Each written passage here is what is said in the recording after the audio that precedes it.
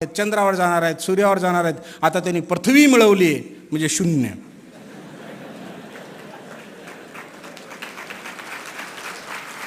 मला खूप वाईट वाटलं. मला लाज वाटली की आपण काय आहोत. बाकीचे मिळू शकतात, मला काय मिळवता येत नाहीत. माझ्यात झालेला बदल सांगतो मी तुम्हाला.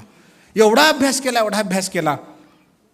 अकाउंटची परीक्षा घेतली, एंट्रन्स 12वीचा फॉर्म अलाउड करायचा का नाही करायचा यासाठी सगळ्या 61 मुलांची परीक्षा घेतली. 16 नंबरची एक विद्यार्थिनी अतिशय हुशार होती वर्गामध्ये. सगळ्यांना मार्क देण्यात आले. मला 16 नंबरचा पेपर आला. मी लगेच म्हटलं, सर हा माझा पेपर नाही, 73 मार्क पडलेत. गबस म्हणे, बघून लिहिला असेल. गप बोलूच दिलं नाही, खाली बसवून टाकलं. 16 नंबरचा पेपर, ती वर्गात सर्वात हुशार विद्यार्थिनी होती अकाउंटच्या पेपरला. तिचं कौतुक गेलं आणि ती हातात त्यांच्या पेपर धरला एक शेवटचा.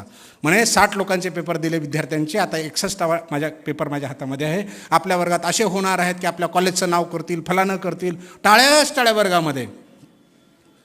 93 मार्क होते त्या अकाउंटच्या पेपरला.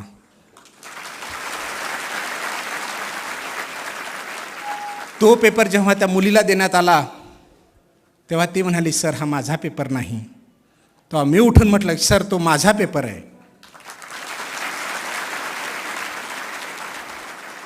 मग त्यांना अपमान सहन नाही झाला. इतका वेळा आपण असं बोललो ना, आता तर याचा पेपर निघाला. मी हातात पेपर घेतला.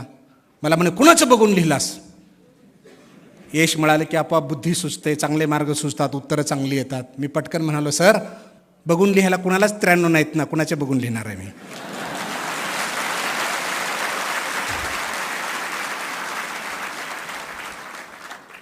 हेतू काय सांगण्याचा? फक्त स्वतःकडे बघा, तुलना स्वतःशी करा. खूप सुंदर आहे जीवन, अतिशय सुंदर आहे ना. सौंदर्याला सजवायचं आहे, तुम्हाला फुलवायचं आहे.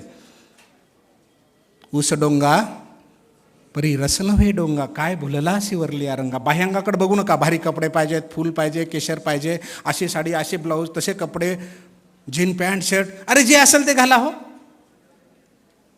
सुगंधीतून बाहेर पडला पाहिजे.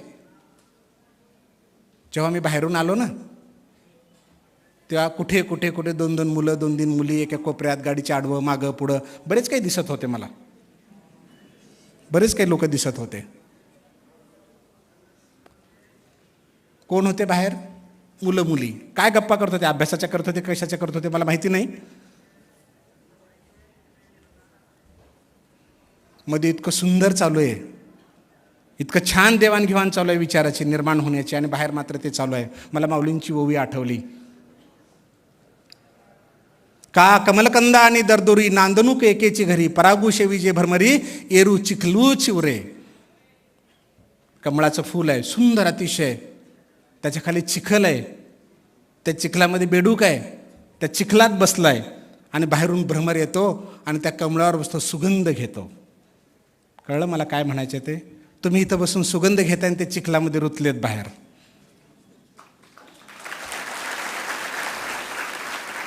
म्हणजे जर आपल्याला इतक्या चांगल्या क्षेत्रात येऊन जर कळत नसेल, काय घ्या, उठून जातात लगेच. थोडासा कंटाळा, अरे बाथरूम फिथरूम आहे का, नैसर्गिक कॉला जाऊन परत ये ना. नाही आता बोर होऊ बसलो 2 तास. अधिकारी काय बदलू लागलेत, व्याख्याते बदलू लागलेत. व्याख्याते बदलण्यासाठीच आहेत, तू बदलू नको. कारण तुझ्यासाठी चाललंय हे सगळं. येणारी माणसं तुझ्यासाठी आलेत, तुला देण्यासाठी आलेत, तू घेण्यासाठी आलायस. तुझा जर पदर फाटला तर टाकणारा माणूस कशात टाकणार आहे? मग तुझा पदर फाटू देऊ नको. मिळवायचं आहे ना तर कुणाकुणी मिळव. हळूच विचारतात पोर एकमेकाला, हे IAS आहे का IPS आहे? अरे तुला काय करायचं आहे IAS आणि IPS वरून? देतंय ना चांगलं, घेऊन टाक. कोण देतोय त्यापेक्षा काय देतोय ते बघ. कोण देतोय त्यापेक्षा काय देतोय. जर पचण्यासारखं असेल, निर्माण होण्यासारखं असेल, घेण्यासारखं असेल तर कुणाकडूनही घे. कुणाकडूनही घे. कारण निर्माण व्हायचंय ना तर घ्यायला शिकलं पाहिजे. परत महाभारतात जाऊया आपण. एकलव्याला सर्वश्रेष्ठ धनुर्धर व्हायचं होतं. एकलव्याला सर्वश्रेष्ठ धनुर्धर व्हायचं होतं म्हणून गुरु द्रोणाचार्याकडे गेला. पण काही अटी शर्तीमध्ये बसला नाही म्हणून त्याला सांगितलं की तुला नाही बसता येणार, तुला नाही घेता येणार आमच्याकडे. त्याला थोडंसं वाईट वाटलं, पण जिद्द नाही सोडली त्याने. तो म्हणला की नाही, मला सर्वश्रेष्ठ धनुर्धर व्हायचंच आहे. तुम्ही शिकवत नसाल म्हणून काय झालं? जंगलात गेला. हात काढू का बाजूला? करंट उतरायचं, वाजू लागलं म्हणून म्हणलं. स्वतःला सांभाळलं पाहिजे हो. आज कसं आप भला तो जग भला, हम है तो आप है, हम नाही तो क्या मजा आहे बाकी मी. कळलं ना? म्हणून आपण निर्माण व्हायचं, बघायचं, वाजलं की बाजूला व्हायचं, नको रे बाबा इथं जायचं नाही आपण. कारण वाजलं की आपलं वाजू लागल्यास मजा नाही ना.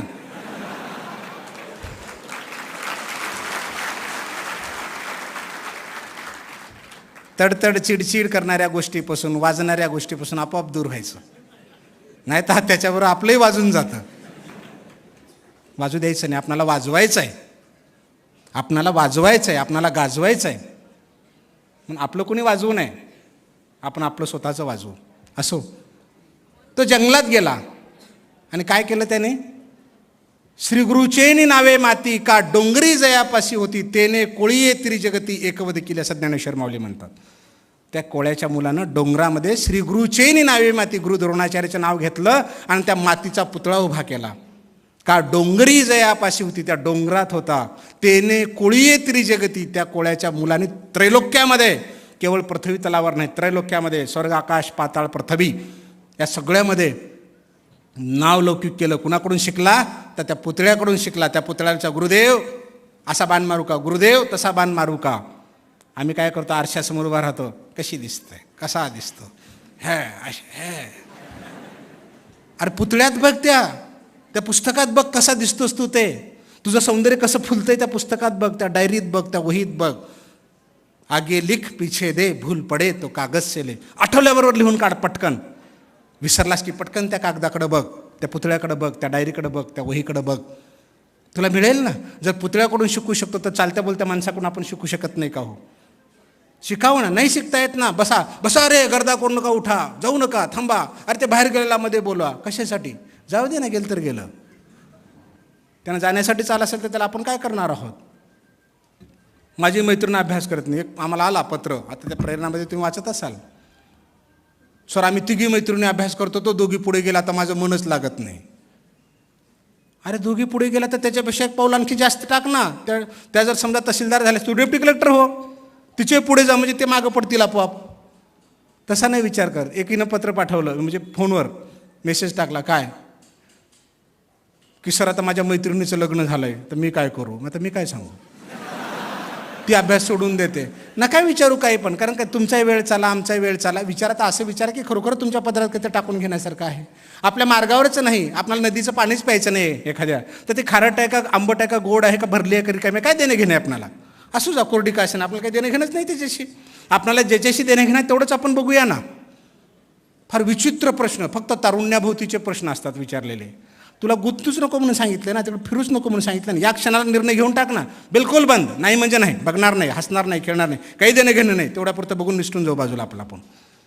कारण आपल्याला पुढे जायचं आहे ना. आता जर त्यानं किंवा तिनं जर तुम्हाला धरून उभं केलं तर पळणार कसे हो तुम्ही? स्पर्धा आहे ना. या स्पर्धेत पळायच्या, रोज पळायच्या पुढे, रोज 2 पावलं पुढे जायच्या. ते थांबून नाही चालणार, फार लांब जायचं, फार सशासारखं पळायचं, कुठं झोपायचं नाही. कासव बिचारा रात्रंदिवस चलून पुढे जातो. म्हणून आपण म्हणतो ना, आमच्याबरोबरचंच होतं, कसं पास झालं माहिती नाही, मी एवढा अभ्यास करून आम्ही मागं पडलो. कसं पास झालं? सोपं आहे का? करावं लागतं ना. एक व्याख्यात आता बोलता बोलता म्हणाला की लग्गा वगैरे लागत नाही. बरोबर आहे त्यांचं म्हणणं, लग्गा लागत नाही. पण माझं थोडंसं उलटं गणित आहे. लग्गा लागतो बरं का MPSCला, UPSCला लग्गा लागतो. कुणाचा लागतो? स्वतःचा लागतो. एक उदाहरण मी तुम्हाला सांगतो. एक राजा होता, त्याला हराळीवर फिरण्यासाठी बाहेर जायचं होतं. गार्डनमध्ये गेले प्रधानासोबत. हराळीवर फिरायचा आनंद घ्यायचा म्हणलं की पायामध्ये चप्पल बूट घालता येत नाही. मस्त फिरत होते, त्यांना खडा टोचला. हराळीवर फिरून आनंद घ्यायचा, खडा टोचल्याबरोबर ते प्रधानाला म्हणाले, अरे उद्यापासून गालीच्या अंतरून टाक, मला याच्यावर फिरायचं, म्हणजे खडे टोचणार नाही. त्या प्रधानाला आश्चर्य वाटलं, अरे हराळीवर फिरायचं गालीच्या अंतरला मजा कुठली मिळणार? त्याला घरातही फिरता येतं. दुसऱ्या दिवशी फिरायला गेले तर गालीचे कुठेच अंतरलेले नव्हते. राजाला थोडा राग आला. ते म्हणे, तुला काय सांगितलं होतं गालीच्या अंतराला? ते पाठीमागचे हात पुढे केले प्रधानाने आणि सांगितलं, राजेसाहेब हे बूट पायात घाला, जोडे चप्पल दोन्ही हातात होते, हे पायात घाला, आता कुठेही फिरा म्हणे तुम्ही, गालीच्या अंतराची गरज नाही, तुमच्या पायाला खडा टोचणारच नाही, काटा टोचणारच नाही. अगदी त्याप्रमाणे अभ्यासाची जोडे पांघरा ना तुम्ही, कष्टाची जोडे पांघरा ना, आयुष्यात कधीच अपेक्षेचा काटा तुम्हाला टोचणार नाही.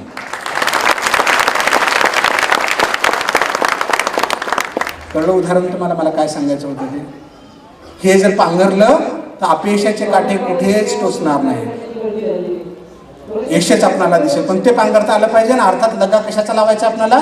आपल्या कष्टाचा लगा लावायचा आहे, आपल्या अभ्यासाचा लावायचा आहे, आपल्या परिश्रमाचा लगा लावायचा आहे. आणि हा जर लगा तुम्ही लावलात ना तर वेगळा लगा लावायची गरजच पडत नाही. लगेबाजी नसतेच कुठे. लगेबाजी असते कोणाशी? आपल्याशी असते. आणि असावी. खूप सुंदर आहे. असं थोडं थोडं जमा करा. CWA असताना, कॉस्ट अँड वर्क्स अकाउंटंटला असताना PPCE, production productive cost effectiveness नावाचा एक विषय होता. इंजिनिअरिंग आधीच तर बाउंड्रीवर पास झालेला 10वी-12वीला इंग्रजीमध्ये मी. 11वीतून हाकलून दिलेलं माझं नाव सांगितल्यामुळं. एवढा अवघड माणूस मी. तर 100 मार्काचा तो पेपर होता. 282 पेजेसचं पुस्तक होतं ते. मी तुम्हाला अभिमानानं सांगेन 3 महिन्यामध्ये 282 पानं जशाच तशी पाठ करून टाकली, जशाच तशी मुखोद्गतच. आजही भरपूर आठवतं मला त्याच्यातलं. 100 पैकी 83 मार्क पडले. आणि त्यावेळेस 87-88ला 251 रुपयाचं बक्षीस मिळालं. 251 म्हणजे प्रचंड. 6 महिने जगलो त्याच्यावर मी. 6 महिने त्या 251 रुपयावर. रेल्वेमध्ये केळी विकल्या, आंबे विकले, लिंबोळ्या विकल्या, तळ्यावर कामं केली, खोदली, काही पण केलं जीवनामध्ये. नाही हार मानली. म्हणजे फार मोठा झालो अशातला भाग नाही. मी तुम्हाला मोठं व्हा म्हणणारच नाही. अजिबात तुम्हाला मोठं होण्याची माझी शुभेच्छा असणार नाही. कारण मला खात्री आहे सगळी मोठी माणसं चांगली असतीलच असं नव्हे, पण सगळी चांगली माणसं खऱ्या अर्थाने मोठ्याने चांगली असतात. म्हणून मी तुम्हाला म्हणेन की तुम्ही चांगलं व्हा. चांगलं व्हा. छोट्या पदावर जा, हरकत नाही, पण इतकं चांगलं व्हा की कोणी म्हटलं पाहिजे अरे वा, फलाण्या बापाचा आईवडिलांचा मुलगा दिसतोय, फलाण्या आईवडिलांची मुलगी दिसते, हा फलाण्या स्टडी सर्कलचे विद्यार्थी आहेत, अनंत पाटलांचे विद्यार्थी आहेत. काही म्हणू द्या ना, चांगुलपणापटी आपलं वलय निर्माण व्हावं.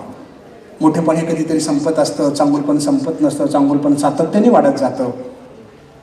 म्हणून आपल्या देशामध्ये मोठी माणसं जन्मली, त्यांच्या जयंत्या पुण्यतिथी आपल्याला पाठ नसतात. आपल्या बापाची पुण्यतिथी जयंती आपल्याला पाठ नसते, पण चांगल्या महाराज साधू संतांची, देशनेत्यांची जयंती पुण्यतिथी आपल्याला पाठ असते. याचा अर्थ असा आहे की आपल्याला चांगलं व्हायचं आहे. चांगलं कुठून होतं? स्वतःच्या अभ्यासातून होतं, आपल्या कर्मातून. कर्म म्हणजे कर्तव्य, त्याच्यातून निर्माण होत आहे. त्या निर्माण व्हायचं, निर्माण होण्यासाठीच आहे. गेलेल्या आयुष्यात वेळ परत येत नाही, म्हणून प्रत्येक सेकंदाचं गणित करायचं आहे. या क्षणाला ठरवून टाकायचं आहे. नो टपरी टापरी, पाणीपुरी भजे फिजे काय असं योगायोगानं आणून द्यावे असेल तर ठीक आहे. खास तेवढ्यासाठी कुठून जायची गरज नाही. 7-8 घंटे बसले की बरेच पोरं म्हणतात लय बोर झाला, 8 तास बसला तर जरा फिरून येतो. अरे बोर व्हायला काय त्याच्यामध्ये? 18 तास अभ्यास केले ना आम्ही. 8 दिवस घराच्या बाहेर नाही गेलो ना. 8 दिवस जायची गरजच नाही. बाहेर गेला असं कुठलं तर नवीन ते तुझ्या डोक्यामध्ये भरलं, मनामध्ये कसं खूळ बसलं की पुन्हा तुला तुझ्या मार्गावर यायला, मूळ मुद्द्यावर अभ्यासाच्या ठिकाणी यायला बराच वेळ लागतो. 20 लाखाची गाडी आहे, खूप सुंदर आहे, चांगली गाडी आहे, पण सुईत जरी त्याला छिद्र पडलं, पंक्चर झाली तर रोडवर नाही थांबू देत लोक. पण हे कडेला लावा तुमची गाडी, बाकीच्याला रस्ता सोडा. 20 लाखाची गाडी सुईत छिद्र पडलं तर रस्त्याच्या कडेला नेऊन लावावी लागते. बरोबर आहे ना? आपल्या गाडीला किती छिद्र पडतात हो? ती दिसली करो, तो दिसला का? फलाणे सर असं म्हणले, फलाण्या मॅडम तसं केल्या, आम्ही इकडे गेलो तिकडे. किती भोकं काढून घेता हो तुमच्या गाडीला. हे पंक्चर कोण काढणार आहे? त्या गाडीचं पंक्चर 10-20 रुपये तरी निघतं. हे पडलेलं तुमचं पंक्चर 10-20 रुपयानं सुद्धा निघत नाही. म्हणून पंक्चरच होऊ द्यायची नाही आपली गाडी. आणि मुंबईला राहिलं, पुण्याला राहिलं, मग घडतात. हा तर हे तर डोक्यातूनच काढून टाकायचं. कुठूनही करता येतं. आजकाल इंटरनेटवर म्हणा, पुस्तकाच्या माध्यमातून म्हणा, घरापर्यंत पोहोचलंय.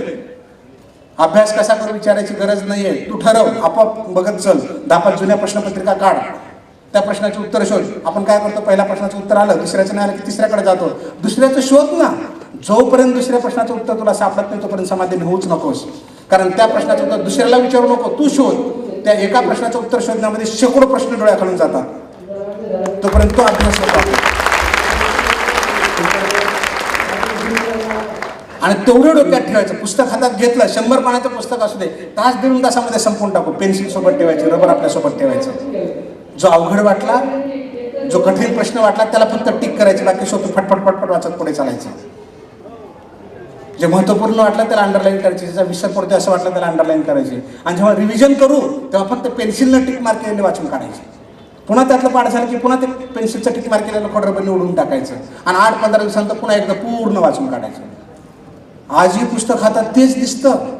15 दिवसांनी पाहिलं की पुन्हा तेच पुस्तक हातात दिसतं, काय वाचू लागलो. अरे किती वर्ष वाचेल रे बाबा एक पुस्तक? कारण धरलं बुडातून की शेवटपर्यंत पळत जातो आपण. त्याच्यामध्ये सोपंही जातं आणि अवघडही जातं. करू नये. काही टॅक्ट आपण ठरवायच्या, काही लिंक आपण लावायच्या की मला असं नाही असं करायचं आहे, तसं नाही तसं करायचं आहे. आणखी एक उदाहरण तुम्हाला सांगतो. मला आठवतं चांगलं की तुमच्याकडे प्रचंड आस लावून बसलो होतो आम्ही. हे आमच्या तासभरानं काही तुमचं ध्येय साध्य होईल असं जरी तुम्हाला वाटत नसलं तर त्या तासभराची किंमत मी तुम्हाला सांगतो काय ते. एखाद्या लिटरभर दूध आहे, एखाद्या लिटरभर दूध आहे, त्याला जर तापवून किती दिवस तापवणार? 1, 2, 3 दिवस. चौथ्या दिवशी खाऊन पण फाटायला सुरू होतं का, नासायला सुरू होतं का नाही ते? मग काय करावं लागतं? त्याला तापवून थोडंसं थंड केल्यानंतर फक्त 2 थेंब, 1 थेंब इर्जन त्याच्यामध्ये टाकावं लागतं. 1 थेंब, 2 थेंब, 1 लिटरमध्ये हजारो थेंबामध्ये 1ला 2 थेंब. मग त्याचं दही होतं, बरोबर आहे. मग त्याला घुसळा, त्याचं ताक आणि लोण्याला गरम करा, उकळून काढा, सुंदर तूप, मग वर्षभर ठेवा, नासत नाही. किती थेंबाचा परिणाम आहे हा? 1ला 2 थेंबाचा. मग आम्ही 1ला 2 तासच बोलू ना, हजारो तास तुम्हाला मिळालं ना. आता लोणी करणं तुमचं काम आहे. आम्ही 2 थेंबापुरतं तुम्हाला टच केलं, कळलं का तुम्हाला? म्हणून याला असं समजू नका की रात्रीदिवस आमचं दूध येणे तापवित राहा. आम्ही जर तापवलं तर कधी दिवशी नासेल ते. म्हणून फक्त स्पर्श करून घ्या, मिळवून घ्या आणि पुढे सरकत राहा. मी कीर्तनातून एक उदाहरण सांगत असतो.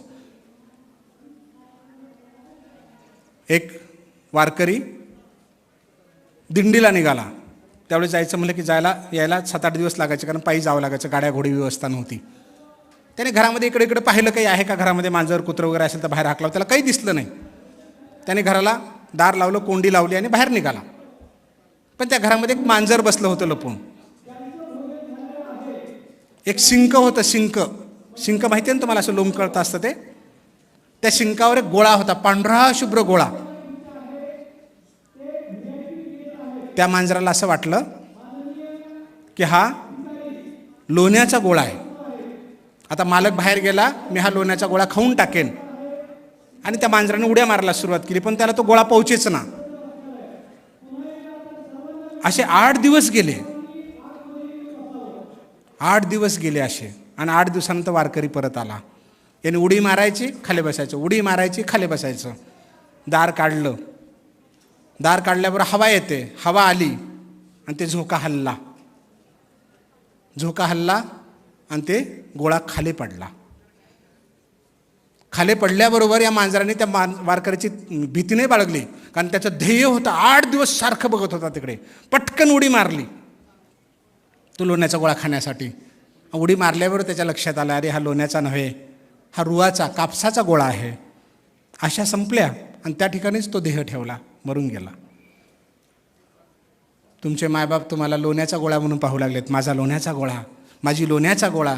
आज ना उद्या अधिकारी होणार आहे, कर्मचारी होणार आहे, कुठं नोकरीला लागणार आहे. तुपाचा गोळा आहे, लोण्याचा गोळा आहे. आणि जेव्हा त्यांना कळेल एजबार झाल्यानंतर की अरे हा तर लोण्याचा नव्हे, हा रुवाचा गोळा आहे, कापसाचा गोळा निघाला, तर त्या मांजरासारखं मरणार नाहीत प्रत्यक्षात, पण मेल्याच्या वरची त्यांची अवस्था होईल. आणि याला कारणीभूत तुम्ही असाल. याला कारणीभूत तुम्ही असाल. याचा अर्थ काय माहिती आहे की तुम्ही कुठं कमी पडताय. कमी पडू नका. केल्याला काहीच वाया जात नाही, काहीच वाया जात नाही. नाही नोकरी लागली एवढे प्रयत्न करून तरी वाईट तरी वाटणार नाही की मी प्रयत्नच नाही केला. बिना प्रयत्नाचं जर अपयश आलं तर पचवणंसुद्धा कठीण जातं. म्हणून कष्ट करून बघा. मिळालेलं ज्ञान कुठेच वाया जात नाही. कुठलंही कामी कशाला ना कशाला उपयोगात आणता येतं. जीवनामध्ये पायावर उभा राहता येतं. आत्मविश्वास वाढतो, एकाग्रता वाढू शकते. ज्ञानेश्वर माऊली असं म्हणतात, तरी अवधान ऐकले दिजे, मग सर्व सुखाशी पात्र होईजे, हे प्रतिज्ञोत्तर माझे उघड आहे का.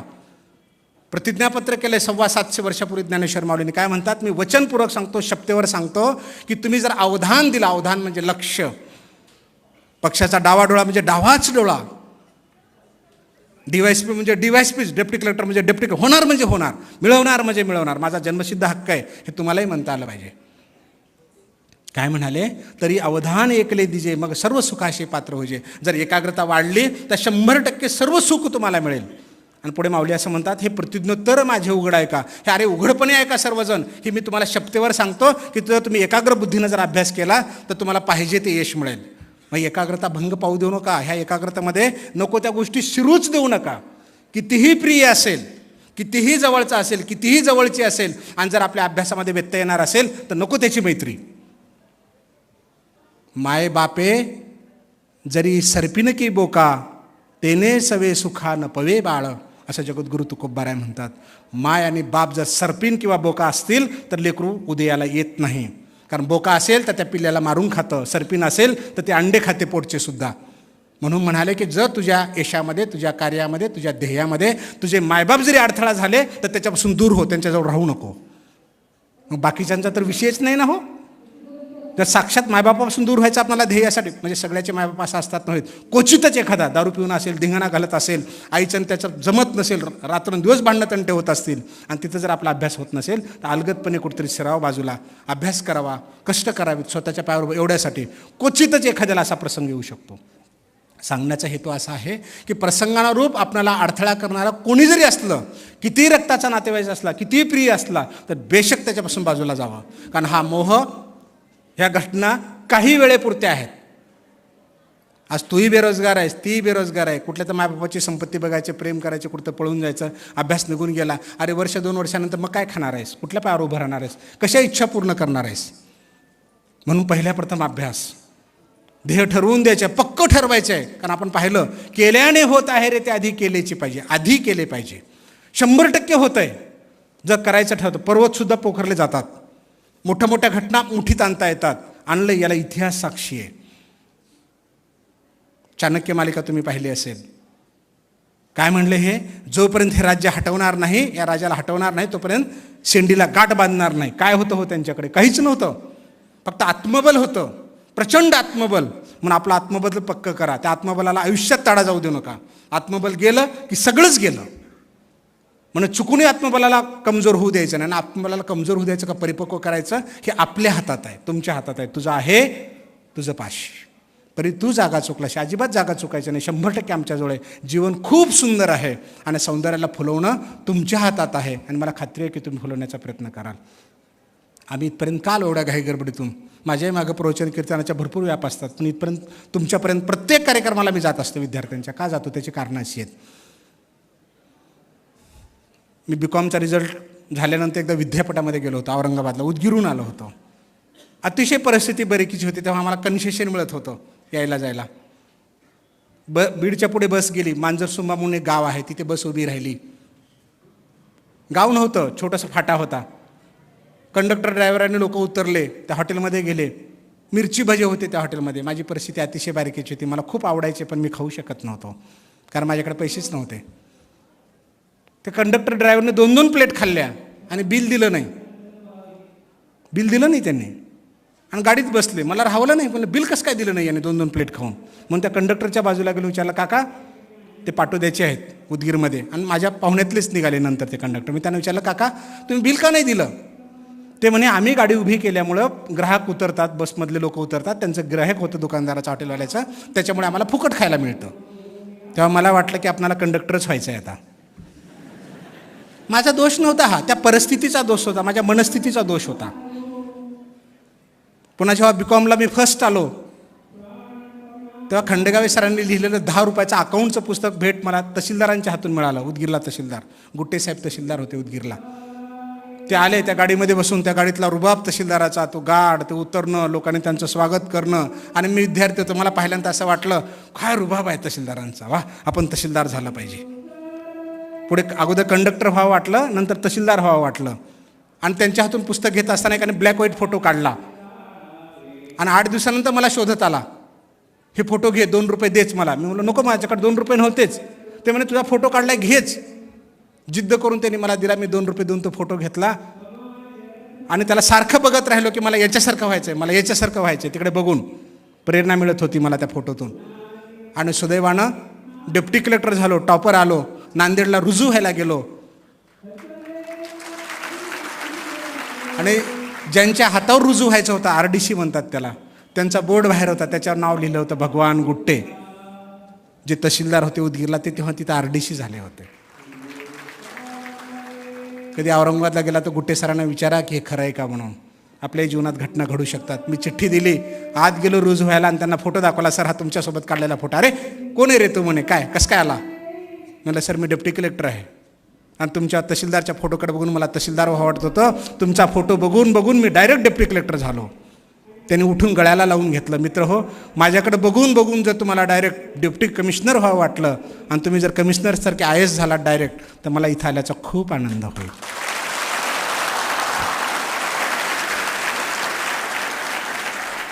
आनंद सरांच्या या आनंदामध्ये, तुमच्या जीवनाच्या आनंदामध्ये, आईवडिलाच्या, पालकांच्या, नातेवाईकाच्या, समाजाच्या आणि देशाच्या आनंदामध्ये आपण भर घालण्यासाठी आनंदाचं पाऊल आनंदाने उचलावं आणि आनंदी व्हावं, याच्यासाठी आपल्याला आनंदपूर्वक शुभेच्छा. धन्यवाद. थँक्यू.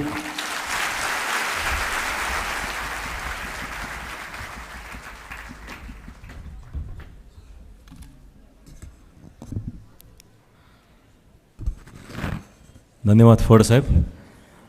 अत्यंत रोचक आणि रंजक शैलीमध्ये त्यांनी आपले विचार व्यक्त केले. खरं तर त्यांचं व्याख्यान संपूच नये अशी सगळ्यांची भावना होती असं मलाही वाटतं आहे. प्रेरणादायी व्याख्यान म्हणजे काय असतं याचं उत्तम उदाहरण त्यांच्या आत्ता बोलण्यातनं आलं. त्यांनी सांगितलेले काही महत्त्वाचे मुद्दे एकदा पुन्हा अधोरेखित करतो. नको ते काढून टाकण्याचा इतका चांगला संदेश त्यांनी दिला की मोबाईलसारखं दुसरं उदाहरण नाही. आपल्याला हवा तो नंबर सेव्ह करायचा असेल आणि मेमरी फुल असेल तर नको ते काढून टाकावे लागतात. इतक्या साध्या पद्धतीने त्यांनी सांगितलं की नको ते काढून कसं टाकावं. आपल्यातल्या क्षमता प्रत्येकामध्ये आहेत, पण त्या ओळखल्या नाहीत तर त्या वाया घालवण्याचीच जास्त वेळेला येते. त्यामुळे क्षमता ओळखा, जास्तीत जास्त वापर करा आणि त्याप्रमाणे यश मिळवण्याची खात्री तुम्हाला नक्कीच मिळू शकेल. वेळेचा सदुपयोग करायचं त्यांनी सांगितलं. वेळ वाया घालवणं हे सहज घडतं, पण प्रत्येक क्षण जर का वापरला, त्यासाठी त्यांनी सांगितलेला एक मुद्दा मला महत्त्वाचा वाटला की तो म्हणजे असा की गेलेला क्षण बदलता येत नाही, पण जो येणार आहे त्यात काय करायचं हे ठरवण्याची ताकद तुमचा स्वतःमध्ये आहे. त्यामुळे ते ठरवा आणि तो प्रत्येक क्षण स्वतःसाठी उपयोगी करून घ्या. एक महत्त्वाची गोष्ट त्यांनी सांगितली की सतत पुढे जाणं हे जमलं पाहिजे आणि त्या संदर्भामध्ये मला 1-2 उर्दू ओळी आठवतात आणि त्या सतत पुढे जाणे ह्या संदर्भामध्ये आपल्याला नक्की माहिती देतील. ते असं म्हणतात, इस ज़मी से आगे हूँ, इस आसमां से आगे हूँ, वक्त के कारवां से आगे हूँ. इस ज़मी से आगे हूँ, इस आसमां से आगे हूँ, वक्त के कारवां से आगे हूँ. मैं कहाँ हूँ ये खुदा जाने, लेकिन कल जहाँ था वहाँ से आगे हूँ. त्यामुळे कालच्यापेक्षा आज पुढे जाण्याची भूमिका जर का आपण घेत राहिलो तर नक्कीच जीवनात आपण यशस्वी झाल्याशिवाय राहणार नाही. आणि प्रत्येकाचं हे सांगणं आहे, सगळं करा त्या आनंदासाठी करा आणि हा आनंद मिळवणं हेच आपल्यासाठी ध्येय आहे. मी या सत्रातल्या दुसऱ्या वक्त्यांबद्दल थोडक्यात सांगतो. माननीय डॉक्टर अनिल अवचट आपल्या सगळ्यांना परिचय आहे. अनेक पुस्तकांचे लेखक आणि पुण्यामध्ये व्यसनमुक्ती केंद्र चालवलं जातं, तेही त्यांच्याच प्रेरणेतून उभं राहिलेलं आहे.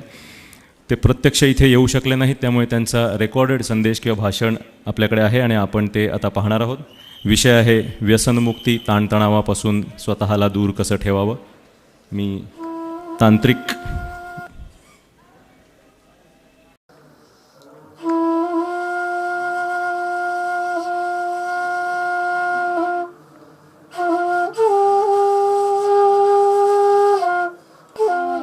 डॉक्टर अवचटांना इतक्या वेगवेगळ्या प्रकारचे छंद आहेत, ते आपल्याला दिसतील. ते स्वतः बासरी वाजवतात, काष्ठशिल्प करतात, अनेक प्रकारच्या ओरिगामी कला त्यांच्याकडनं आपल्याला बघायला मिळू शकतात.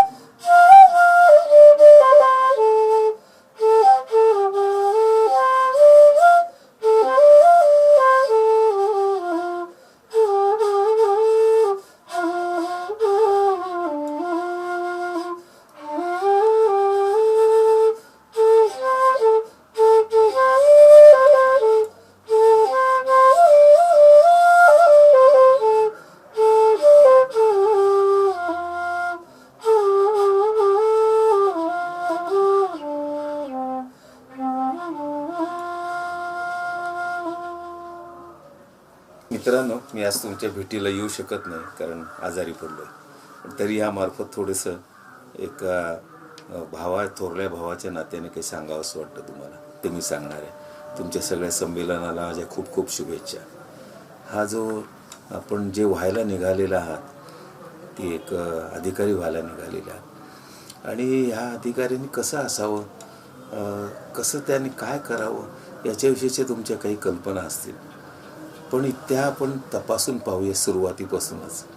खूप त्रास होतो, बदल्या होतात, बदली झाली की सगळं आपल्याला कुटुंब हलवावं लागतं किंवा आपल्याला एकट्याला तिथं राहावं लागतं. मग तिथं ते कुठून तरी जेवण काहीतरी असं सगळे गैरसोयी असतात.